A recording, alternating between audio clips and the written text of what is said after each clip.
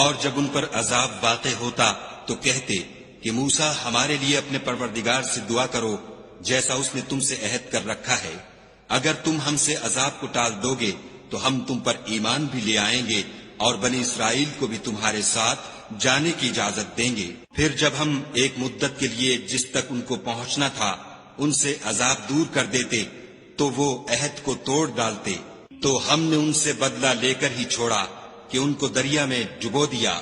اس لیے کہ وہ ہماری آیتوں کو جھٹلاتے اور ان سے بے پرواہی کرتے تھے۔ اور جو لوگ کمزور سمجھے جاتے تھے ان کو زمین شام کے مشرق و مغرب کا جس میں ہم نے برکت دی تھی